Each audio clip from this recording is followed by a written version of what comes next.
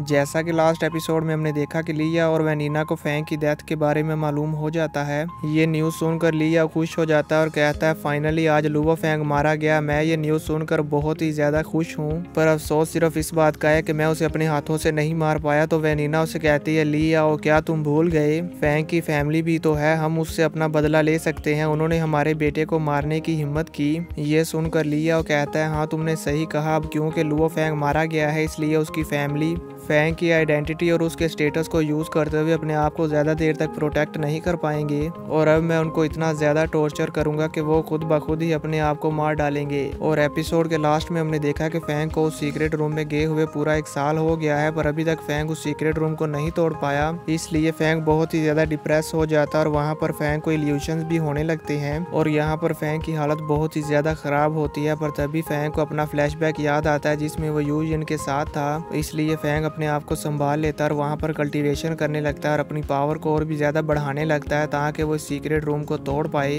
अब आगे episode start होता और हम हुआ की गर्लफ्रेंड को देखते हैं जो बहुत ही जल्दी में थी और जल्दी जल्दी में हुआ के पास चली जाती है और उसे बताती है कि तुम्हारी मदर को किसी ने बहुत ही बुरी तरह से पीटा है। तो ये सुनकर हुआ कहता है क्या मेरी मदर को किसी ने लोटस पाउंड गार्डन में मारा है? तो उसकी गर्लफ्रेंड उसे कहती हाँ तुमने सही सुना, और आंट ने मुझे बताया है कि उन्हें उस आदमी के बारे में भी नहीं मालूम जिसने उन्हें मारा था। उस आदमी ने आंट के सर पर बहुत ही जोर से हिट किया था और वो तो ये भी नहीं जानती कि वो आदमी कौन था, बस यूं ही वो आया और उन्हें मार कर चला गया। ये सुनकर हुआ को बहुत ही ज्यादा गुस्सा आता है और वो दीवार पर अपना पंच मारते हुए कहता है ये तो क्लियरली मालूम हो रहा है कि वो बंदा जानबूझकर हमारी फैमिली को टॉर्चर करने की कोशिश कर रहा है। मेरी लू फैमिली के पड़ोसी मिंग यू रेजिडेंट्स वाले हमेशा साथ रहते हैं और हमने उनके साथ कभी भी कुछ गलत नहीं किया, तो इसका मतलब ये है कि कोई जानबूझकर हमें परेशान कर रहा है और हमें टॉर्चर करने की कोशिश कर रहा है। और फिर हुआ सोचने लगता है कि अभी अभी मेरे ब्रदर की डेथ को अनाउंस किया गया है और जैसे ही हमसे किसी बदला लेने वाले को ये मालूम हुआ है तो वो हमारी फैमिली को टॉर्चर करने लगा है। कुछ देर तक यूं ही सोचने के बाद हुआ समझ जाता है कि ये जरूर ली याओ ही कर रहा होगा और वो कहता है क्या ये पॉसिबल हो सकता है कि ये ली याओ ही कर रहा हो?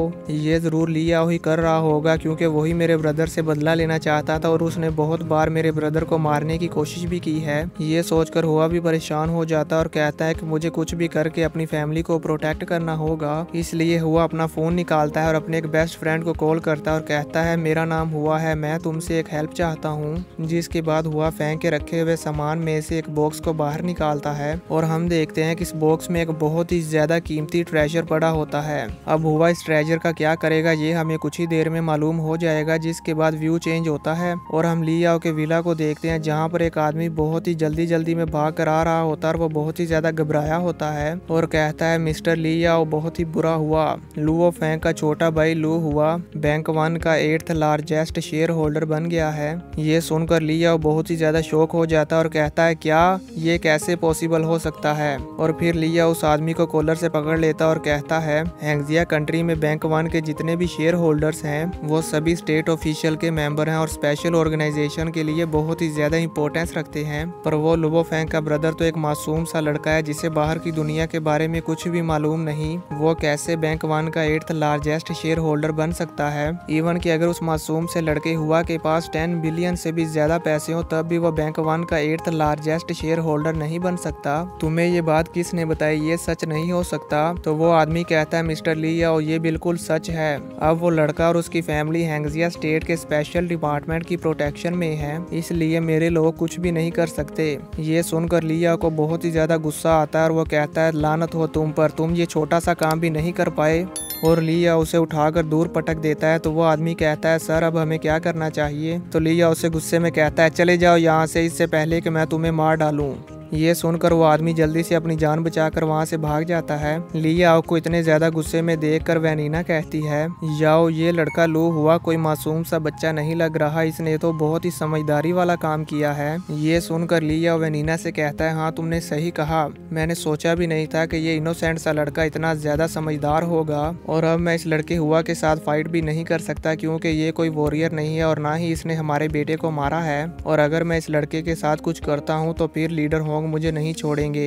ये सब सोचकर लिया को बहुत ही गुस्सा आता है और वो अपने दांत पीसते हुए रह जाता है, जिसके बाद व्यू चेंज होता है और हम फैंग को देखते हैं जो अभी भी सीक्रेट रूम में कैद होता है और अपनी कल्टीवेशन कर रहा होता है। और अब यहाँ पर हमें मालूम होता है कि फैंग को इस सीक्रेट रूम में कल्टीवेशन करते हुए पूरे 13 मंथ हो गए हैं। और अब हम देखते हैं कि फैंग ने अपनी कल्टीवेशन को बहुत ही ज्यादा बढ़ा लिया है और वो बहुत ही ज्यादा पावरफुल हो गया है। अब यहाँ पर फैंग 16 फ्लाइंग नाइफ्स को कंट्रोल कर सकता है, जो कि बहुत ही ज्यादा पावर है। फैंग अपने सभी 16 फ्लाइंग नाइफ्स को यूज करते हुए कंबाइन अटैक बना लेता है और सीक्रेट रूम की पिलर्स पर अटैक करता है। और हम देखते हैं कि फैंग का ये कंबाइन अटैक इतना ज्यादा पावरफुल होता है कि वो एक ही झटके में वहां पर मौजूद 4 पिलर्स को डिस्ट्रॉय करता हुआ आगे बढ़ जाता है। अपने उस कंबाइन फ्लाइंग नाइफ्स के अटैक की पावर को देखने के बाद फैंग उसे कंट्रोल करता हुआ सीधा उस सीक्रेट रूम की दीवार पर मारता है, जिससे वो सीक्रेट रूम टूट जाता है। उस सीक्रेट रूम के डिस्ट्रॉय होते ही हम देखते हैं कि वहां पर मौजूद जितने भी पिलर्स थे जो फैंग पर अटैक कर रहे थे वो सभी वापस चले जाते हैं। ये देखकर फैंग कहता है फाइनली 1 ईयर एंड 3 मंथ्स के बाद मैं इस सीक्रेट रूम से बाहर निकलने वाला हूँ।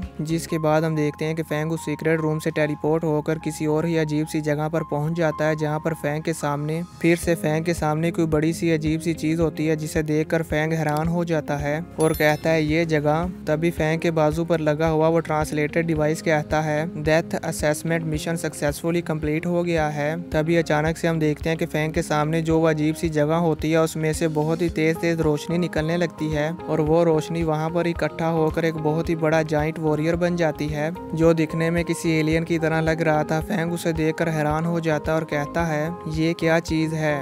तभी वो बड़ा सा एलियन वॉरियर बोलता है कांग्रेचुलेशन लुओ फैंग। ये सुनकर फैंग बहुत ही ज्यादा शॉक हो जाता है और फाइट के लिए रेडी हो जाता है और कहता है ये क्या चीज है, एक लाइट से एक आदमी बन गया। तभी हम देखते हैं कि वो एलियन जैसा क्रिएचर अपनी आंखें खोलता और फैंग की तरफ अपना हाथ आगे बढ़ाता और इसी के साथ ये एपिसोड खत्म हो जाता है।